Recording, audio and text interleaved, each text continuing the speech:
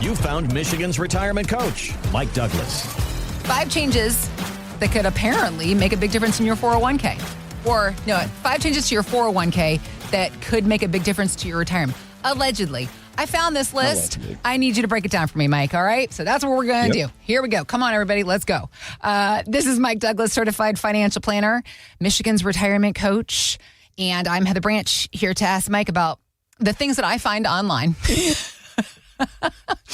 I'm like, we were talking actually off mic about how your wife, Kimberly, likes to just send you videos. And did you watch that video? Did you listen to that video? It's like, okay, you sent me 4 videos. I need you to prioritize which video. And I'm over here, your work wife, being like, look at this list. Look at this.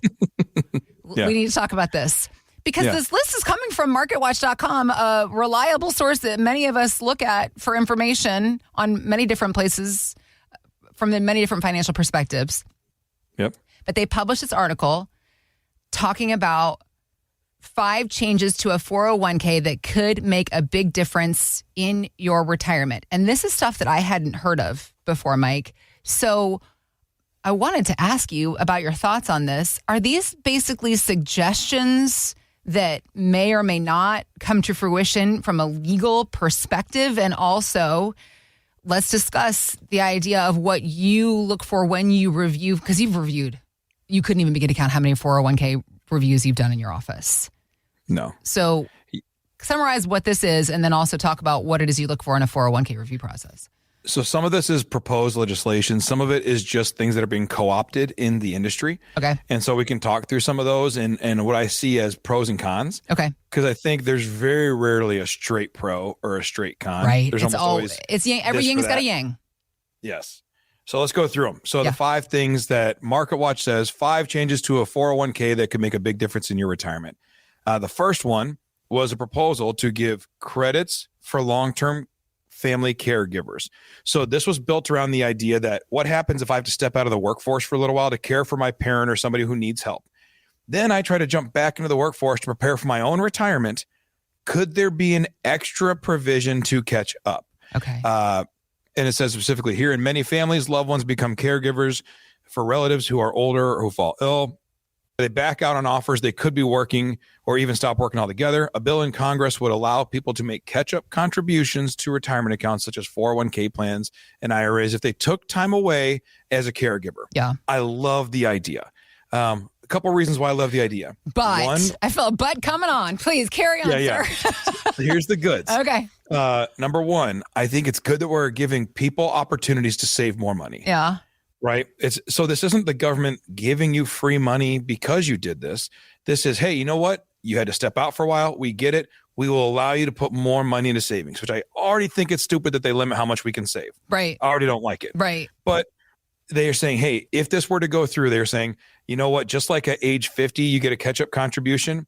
There's going to be this extra one of, hey, if you can prove that you stepped out to caregive, then you can save more money. Okay. The but is the part I said there were if you can prove that you stepped out to caregive. Okay. How do you prove that? Right. Right. Like if your parent's sick and you're 45 years old, and so you stop working to do that, and then you're going to go through and I was caregiving. Okay. Well, if they just take your word for it, what's to keep people from saying I did it? I could have done more.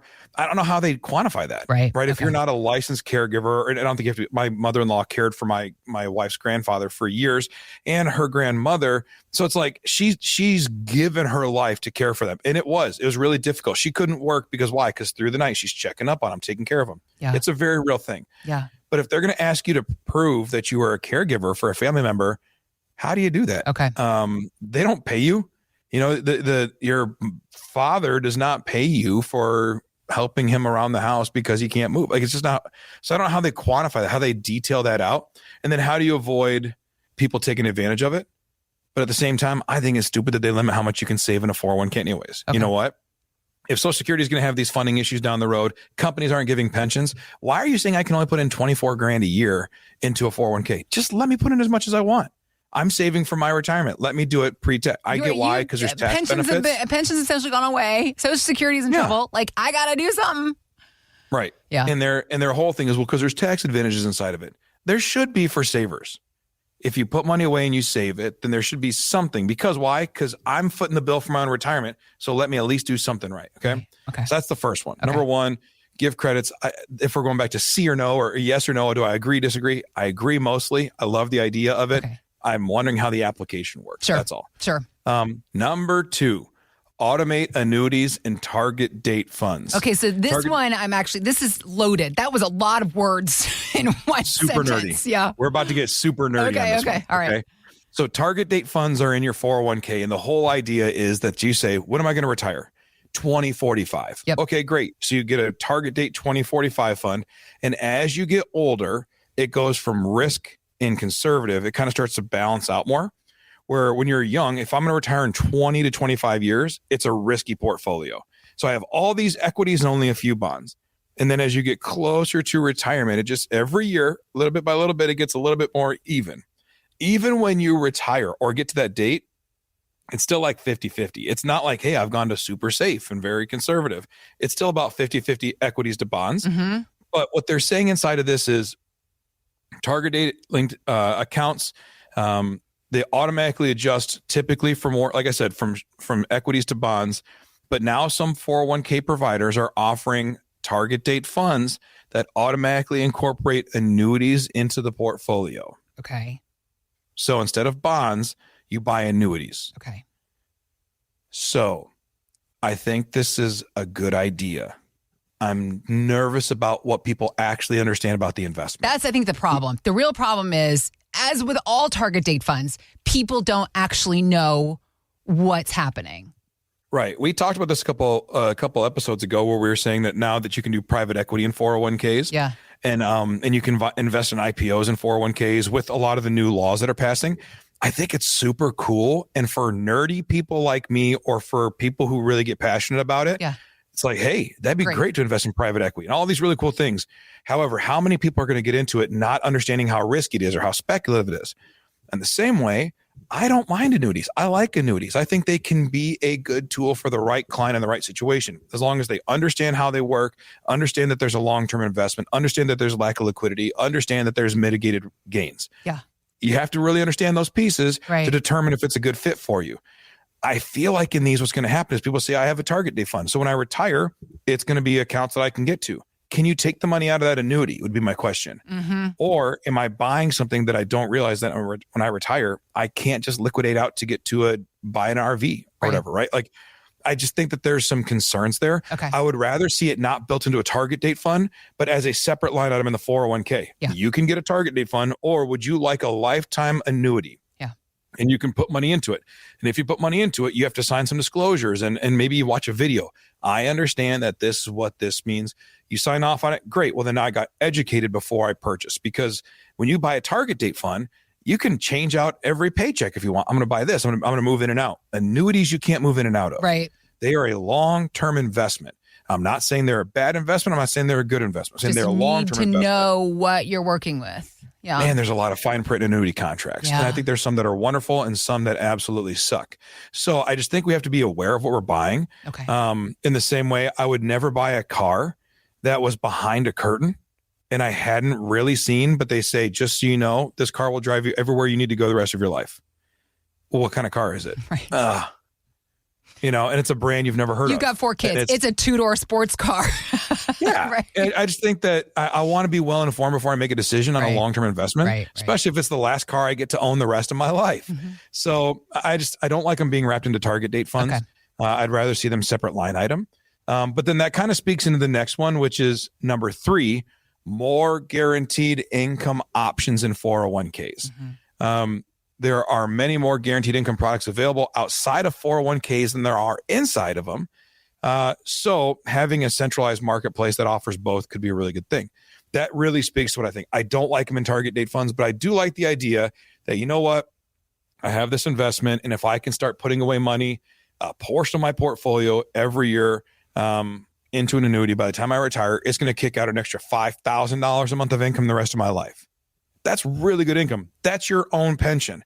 The difference is I've got this pension, and if I live, I get the income. If my wife is living and I die, she still gets the income. If we both die, the cash in that account goes to my kids. So that's better than a pension, in my opinion. And you can start self-funding your own pension early on, the same way that all the people in the unions and like my IBEW guys, like they're funding into their and our police officers and firemen, they're funding into their pension plan by doing withholdings. You can fund into your own pension inside of an annuity inside your 401k if it was line itemed out. So I do think that would be really good. Okay. Again, it needs to come with some caveats, some strict rules saying, hey, do you understand exactly what you're saying here? Do you understand what you're trying to invest in? I think that would be a better solution. Okay. So I do like it though. Okay. I think it's a good idea. Okay. Number 4, the one that I have the most issue with, forbid pre-retirement withdrawals. Because I asked you again before we started recording this podcast, I was saying that one in particular, I'm like, what is that? Just is this article suggesting it's like forbid yourself? Is it just your own will? Or is it something that they're looking to make an option that you can put on your own savings account, your own 401k? Yeah, I'm not sure if it's just like a rebellious nature inside of me, but when someone says, I forbid it, I'm like, okay, all right, buddy. Right, all right, in the streets. I'm doing it now no matter what. I'm ripping it all out of there. No, so I understand what they're saying. Yeah. One of the biggest challenges for people is when you change jobs. What do I do with this old 401k? So a handful of companies, Fidelity, Vanguard, several others, were trying to create like a mesh network where they would say, if I've got a Fidelity 401k because of my job, I leave that job for a new job and they don't use that. They use Empower or they use Vanguard. Well, what is the easiest way to go from company to company? If they created a mesh network that said, hey, we can see through into that one, we can automatically pull it over for you. Okay. You're not doing withdrawals.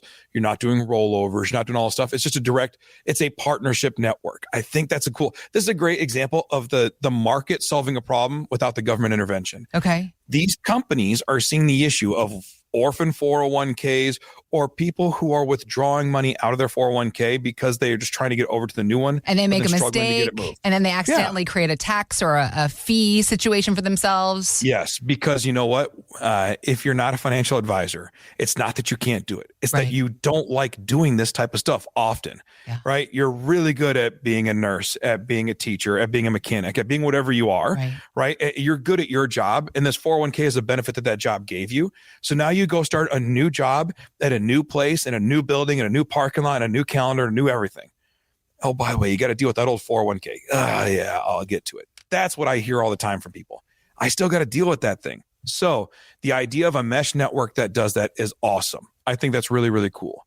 However, one of the caveats was they were saying that they were looking for stricter rules that would prevent people from pulling the money out early because they call it leakage. They don't want you just taking money out because it should stay in your retirement account.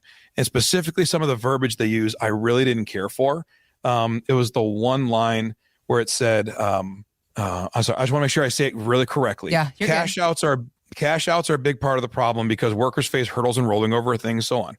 They may need to submit extensive paperwork or navigate communication between two firms. So they're describing the benefit of the mesh network. Yeah. But they also say there's these issues with the leakage part where they say people are just taking the money out and using it for non-retirement based things. Mm-hmm. And that they want to prevent that because they want you to build up your retirement assets. Because at 65, you'll say, man, I shouldn't have taken that money out at 35. Right. However, if you've ever been in that spot where your taxes hit and you need money, or you have a major medical issue with one of your kids, I'll pay a 10% fee to make sure my kids have the medical care they need. And I don't need Vanguard or Fidelity telling me you can't touch that money because you're not ready to retire yet. It's still your money. I'm taking care of it. It's my money, my family, my more urgent pressing need. Now, should you have to sign off? Yes, I understand there's a 10% fee. I understand this. I understand that. Yes, because you need to know. But forbid me to take my own money out? Yeah.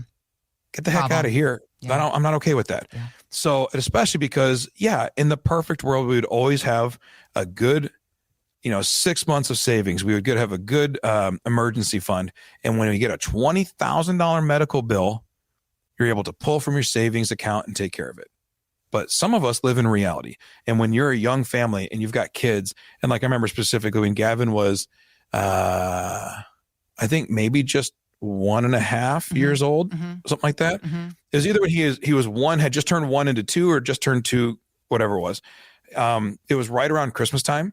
And he was a little kid and Kimberly's making dinner for us. I was sick. I had the flu and I'm laying on the couch and Kimberly brought me a hot chocolate and I'm sitting on the couch holding this hot chocolate, but I'm falling asleep because of this flu is knocking me out. So I take it and set it on the table next to me. And then I fall back asleep. Kimberly's making dinner. Gavin's running around the room, walks over, grabs the hot chocolate and pulls it down on himself. So he gets burns. It goes down on him, gets burns. We have to go to the emergency room. We're there for several days. Over New Year's, we're in this emergency several room. days? Yikes. Yeah. How hot was that hot chocolate? Very scary moment. Young, all this stuff. Yeah. He's completely fine. We didn't have to have surgeries or anything. It all worked out. But in those moments, and the medical bill started coming in, we had to make some really hard, difficult decisions on how do we pay these medical bills. Yeah. And I was probably 29 or 30 when this happened. Yeah. If you're telling me that I can't take from my 70-year-old Mike money to pay for this major medical bill we had to pay for because of a 10% penalty, say, no, you can't do that. I'd have fought you for it. You know what I mean? Yeah. So I just think we have to be more aware of what real life looks like. So I like the idea of the mesh network, help people move money when they don't want to deal with it. I think you should do that. Take the word forbid out of your mouth, right? Not to do like a Will Smith on it, but it's like, get forbid out of your mouth, right? Yeah. We do not need to be telling people what they can and can't do with their money. Right. I don't like oversight that much, but I do think we should make it so companies have less ability to restrict you from getting your own money. So the mesh network, good. Forbidding me from touching my own money, very bad. Got it. That was number 4. Okay. If you can't tell, that's one I was do a hot not button like for being Mike. told. Yeah. Trigger warning. Okay. Say I can't touch my own money again. Last one, number 5, make plans available to more people. I think this is kind of a no-brainer, but a lot of states are trying to deal with this right now where they're shortening. So a long time you had to be at a job for a year or 2 years before you qualified for the 401k plan. They're just trying to make these laws right now say, listen, if you hire someone, they're eligible. Just put them in the plan.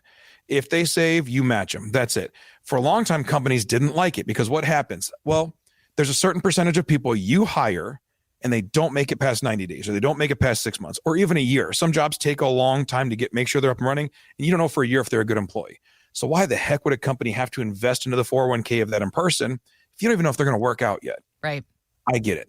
You just have to build it into the cost of hiring somebody. Because the percentage of people who do work out is pretty good if you hire well. Hopefully it makes you hire better.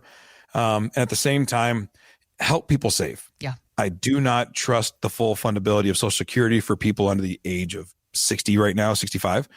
And so for the younger crowd, anybody who's watching, or even middle-aged crowd, I think that if you get a job and that company has a 401k, you should be immediately eligible for 401k. Okay. So I do think plans should be available to more people. Right. That doesn't mean the person has to put money into it. If the person doesn't put money into it, then the company doesn't have to put money into it. But if you're willing to hire someone, and I'm saying this as a business owner, if you're willing to hire someone and you're willing to offer a 401k to your employees, day one, you want to try and keep a good employee, day one, so I'll match you day one. You don't have to earn it from me for 6 months. You earned it by getting hired. Now let's open up a 401k. Let's get you saving. Let's get you invested in what we're doing here as a company. And hopefully then you keep around a good employee longer. So I do think that's a good thing. I'm a big fan of that. Help people who help themselves. Right. So if you will save in a 401k, I'm going to open that account for you and get you going. Because again, be an employer who loves people and I get it. I fully understand it adds an expense to hiring. It's still worth it. People are still worth it, and hiring good people is still worth it. All right. We've gone through these 5 points real quick because I know you got to go. We're recording this podcast on a time crunch, but real quick, when you're doing a 401k review process, is there a couple ideas you can give YouTube podcast listeners right now as far as what they should expect, what they should be asking for, what they should be looking for regarding their 401k? Yeah. I know we talked about target date funds. I do still like them to a certain extent. If you don't want to manage it yourself, target date funds are a great way to have it managed for you. Okay. They typically have a higher fee ratio, but because someone's actually managing it for you. So I think that's worth it. Okay. I think sometimes fees are good if you get value. Right. Fees are always an issue in the absence of value. So I would use target date funds if you don't want to actually self-manage. However, though, if you're... But know what's going on inside them. Make sure you know what's going on inside them. Yeah. I'd say, are there annuities inside this thing? Right. So again, know before you invest, know the strategy, know who you are, and know your horizon. If you're 45, 50 or under, I'm not giving you a recommendation, but you may want to consider being very aggressive for the next 10 to 15 years. Just let it go. Okay. Keep dumping more money in. Crashing markets are a beautiful thing because you dollar cost average, you buy on the dip and you run it up. Got it. If you're 50 or older, 55 or older, start maybe using those target date funds to scale back appropriate risk. And just, I know we don't like dealing with them. A lot of times people don't care about them so much. It's there. Just check in on them. Be a little more proactive. And I'd say the last thing is find out if you have a Roth 401k option. Okay. Because Roth 401ks are becoming extremely popular and more common. And it's a great way to start building up a tax-free retirement plan. Got it. All right. Well, if you have questions about your 401k, your IRA, your TSP, your 403b, whatever it is that you're invested in for your savings, if you want to know what's going on with it, if you've got questions, Mike and his team, they're here to help you get some answers. MichigansRetirementCoach.com is where you can go to start that conversation with Mike and his team. We also have links posted in the show notes. Thanks for listening to Michigan's Retirement Coach with Mike Douglas. To learn more, visit michigansretirementcoach.com. Michael Douglas is an investment advisor representative of Stewards Wealth Planning, LLC, a registered investment advisor. Financial professionals are not licensed in all 50 states. To find out if Michael Douglas is licensed in your state, please call 517-323-7526. Stewards Wealth Planning, LLC is not affiliated with nor endorsed by the Social Security Administration or any other government agency and does not provide legal or tax advice. Annuity guarantees rely solely on the financial strength and claims-paying ability of the issuing insurance company. By contacting us, you may be provided with information about insurance and annuity products offered through Michael B. Douglas, NPN number 9650939.